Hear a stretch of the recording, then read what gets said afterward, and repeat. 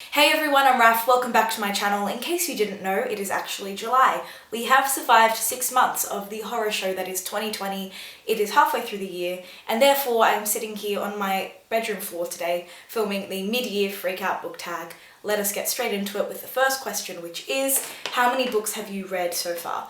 I have read 16 books of my 25 book reading goal, which I've set on Goodreads. Make sure you're following me over there, sneaky plug, check me out in the description, so you can stay up to date with all of my emotional book reviews. Moving on to question 2. What books have you been reading this year? I'm assuming this question is about genre.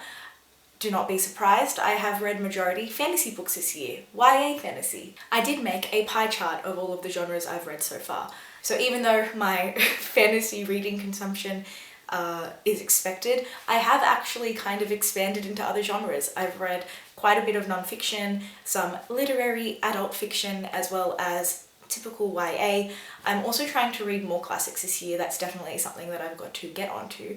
So hopefully by the end of this year, this pie chart will be looking a little bit more diverse. Question 3 is, what is the best book you have read in 2020? For this, I've got a few selections. The first one is a book that I'm currently reading, and that is The 10,000 Doors of January by Alix Harrow. I've heard so many good things about this book, and now I finally understand why everyone has hyped it up so much. This is one of the most whimsical books I think I've ever read. It just makes me want to go on a magical adventure. So this book is set in the late 1800s, and it follows the story of January, who is the ward of a very wealthy collector of rare or black market items. I think his name is Mr. Locke. Oh, Mr. Locke! Because it's like a door, like a lock on a door. Oh my god! His name is Mr. Locke, like a doorknob lock. Sorry, I just had a revelation about the book. Okay, let's continue with the review. So, this book follows the story of January, who is the ward of Mr. Locke. He is a collector of rare items, and he hires January's father as an archaeologist to scavenge the globe for the rarest, most valuable items. So January's character is mixed race, and set in the late 1800s, this causes her to become a kind of spectacle within the Locke household, and she kind of becomes another one of Mr. Locke's rare collectibles. She hates this, she wants to break away from this, and ever since she was young, she's wanted to run away and go exploring. So when she discovers a book called The 10,000 Doors, and she learns that there are 10,000 doors that act as magical portals into other worlds, she takes that opportunity and runs. Moving on to the next book, Circe by Madeline Miller. This is another one of my favourites of the year so far. I read this at the beginning of the year and I loved it. It follows the ancient Grecian myth of the witch goddess Circe. The next question is, what is the best sequel you've read so far in 2020? For this, I'm going to have to say The Toll by Neal Schusterman. This is the third book in the Arc of a Scythe trilogy. It is a dystopian trilogy which is set in a world where immortality has been achieved and anything that could go wrong in the world has been solved. So everyone just kind of lives a complacent life. With immortality comes overpopulation, and to solve that they have established a government of scythes whose job is to glean or to kill people. So basically this book is really thought-provoking in looking at the potential for abuse of power and corruption in a government that holds so much power, such as this. So if you're looking for a YA book that's easy to read but that looks at really interesting and thought-provoking ideas, I highly recommend this series. I don't like dystopians, but I like this one, so it's saying something. The fifth question is, what is a new release that you haven't read yet but want to? For this, there are 2 books that I'm really excited for. The first one is The Library of Legends by Janie. This looks like a really beautiful merging of historical fiction and fantasy. It's set in Imperial China, and it follows the story of a young student who is given the task of transporting an ancient myth to the Library of Legends. As she's on her journey, she realizes that her path is strangely mirroring the story that she's transporting. So I can't wait for this. The second new release that I'm really excited to read is The Paris Hours by Alix. This is set in 1927, and it takes course over just one day, and it follows the story of an artist, a writer, and a musician, all living different lives, experiencing Paris, and then their stories collide. I don't know too much else about this, but it sounds very mysterious and romantic, so I'm very excited. The next question is, what is my most anticipated release for the second half of 2020? For that, it was The Nobleman's Guide, which is the third installation of the Montague Trilogy by Mackenzie. However, I do know that this release date has been pushed until 2021, and so I don't know if that really counts for this question, but I'm gonna say it anyway because I was really excited for that book. The next question is, what was your biggest surprise read this year? And I have to say for this, it was Nimona by Noelle Stevenson. I was surprised that I enjoyed this so much because it's a graphic novel and I haven't read too many of those.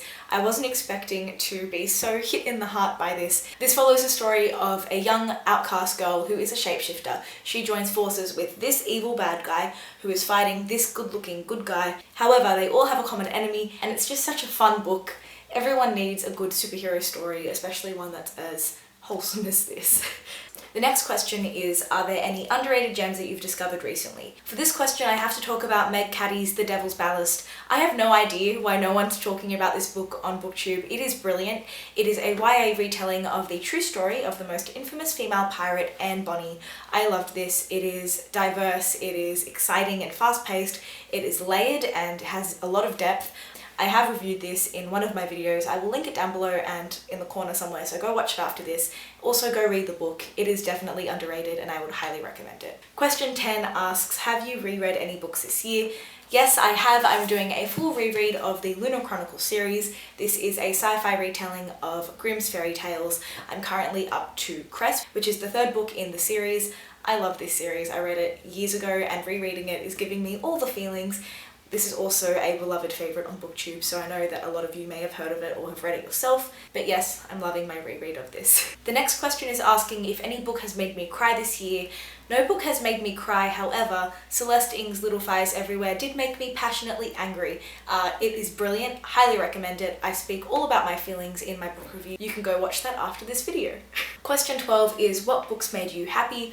Honestly, every book that I read this year made me happy. They've all been good books. I haven't disliked any of them. The next question is, what books have you bought this year with beautiful covers? This is my favourite question because I am that person who buys books based off the cover. If it's pretty, I will pick it up. I'm sorry. I've got a lot of books for this. The first one is Venus and Aphrodite by Bethany Hughes, The Library of Legends by Janie Chang, The Kingdom of Back by Marie Lu, The City We Became by N.K. Jemisin, Circe definitely, also The 10,000 Doors of January. What can I say? I like pretty things. The last question is, what are my goals for the rest of the year? First of all, I would like to stop buying books, which is hypocritical of me because I do have another book haul coming out very soon, seeing as I've bought another 15 books since my last one. Working and having my own money to spend is very dangerous because I am spending all of it on books. So yes, I'm going to try and control myself and read all the books that I've bought before I buy new ones. Also, my friends from my high school modern history class and I have made a book club and I'm so excited for it. The first book that we're reading is Where the Crawdads Sing by Delia Owens, and so it's definitely a goal of mine to keep that going. I also just want to expand my reading a little bit beyond young adult fantasy because I am guilty of reading that and only that, so I want to read more adult fiction, literary fiction, and I'm excited for that. So if you have any recommendations, please leave them down below. And that brings us to the end of the 2020 mid-year Freak Out book tag. Thank you for watching. I hope you enjoyed. If you have read any of these books, please let me know what your thoughts on them are down below in the comments, and I'll see you in the next video. Bye!